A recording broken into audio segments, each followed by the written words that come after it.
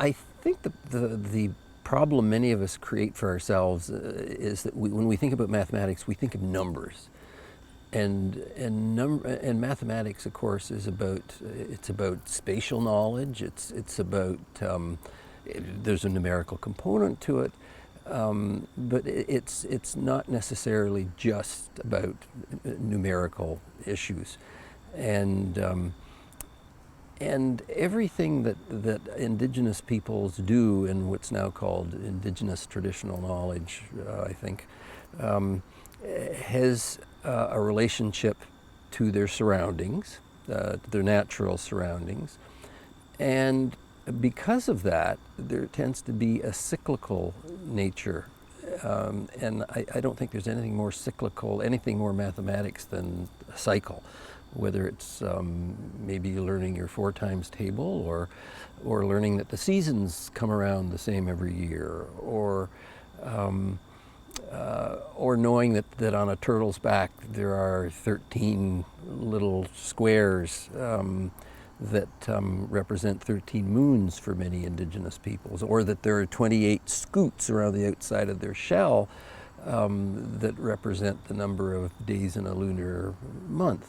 So I don't think for a second, of course, that Indigenous peoples walked around with things to write on and making records of all these numeric quantities in nature, but over time, as their knowledge was passed on, they came to recognize the patterns in nature, and however they interpreted those numerically is probably lost to us, but we certainly know that they knew there were 4 directions. They knew there were, people out west know that you're supposed to use 16 poles to put up a teepee. They knew there were 13 moons in a year. So these numerical quantities became, I guess, their mathematics, part of who they were. And even in things, for example, in wampum belts, there was a reason for everything. Oh, I hear the geese, that's beautiful. There was a reason, nothing was random. And there would be a reason for the number of rows of beads in a belt. Again, unfortunately, a lot of those things are lost, but there was and we may find out someday what those reasons were, but nothing was left to chance. So. Well, shapes, of course, are critically important. Whether you're an artist or whether you're a mathematician, shapes are extremely important. And I remember when I first formally studied geometry that I can remember I was fascinated with the concept of pi, and that there was a constant relationship between the distance from the center of a circle to the circumference, and that 3.14, I can't take it too many decimal points, but that relationship could be used to calculate the area of circles, and but again, a constant. And I often wonder if Indigenous peoples, in understanding the patterns in life, now scientists are exploring what they call the Fibonacci sequence. They're discovering that there are patterns in the way that the meanderings of rivers that stay constant everywhere in the world. I think Indigenous peoples, probably because they lived so close to the ground, to the water, to the air, probably were tuned into those patterns, and maybe that made them better mathematicians than they are often given credit for. The people who first used those lodges had an understanding of them, not just the shape, but that if you didn't anchor them in a certain way, if you didn't put a hole in the top, then the smoke from your fire couldn't get out. So it's as if they took these shapes that nature has provided us with, that provided them with, and built on them. I read that Indigenous knowledge is dynamic, so maybe they took that knowledge and they said, well, we're going to take it a step further. We're going to put a hole in the top of our teepee. Otherwise, and maybe they learned the hard way, we're all going to suffocate. So it's using those shapes, and a circle is that recurring symbol through Indigenous knowledge. And I don't think it's just, when we say Indigenous in North America, I think we often fall into the trap of thinking, well, just Indigenous peoples in Turtle Island in North America and maybe South America. But there are 500 million Indigenous peoples around the world, and the circle has always been very important to them.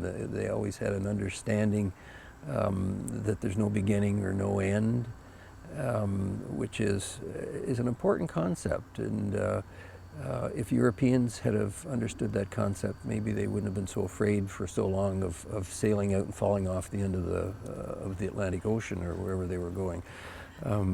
But that circle, there's a pattern to the seasons. There's birds build their nests in circles.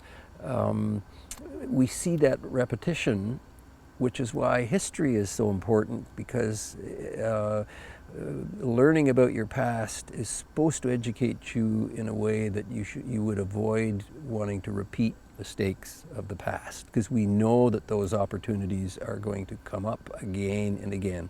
If we can somehow work with young people to start thinking about that as a value in something that's natural, that occurs naturally, I think that sort of education is something that becomes really part of you, and not an external, distinctly separate thing.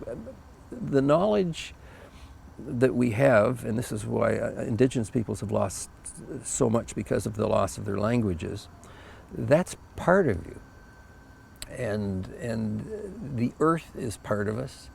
There's a quote attributed to Crazy Horse, the great Sioux leader, the Dakota leader, and they were getting very frustrated, the Americans, because he was causing them so much military challenges, and he was always talking about his land, his land.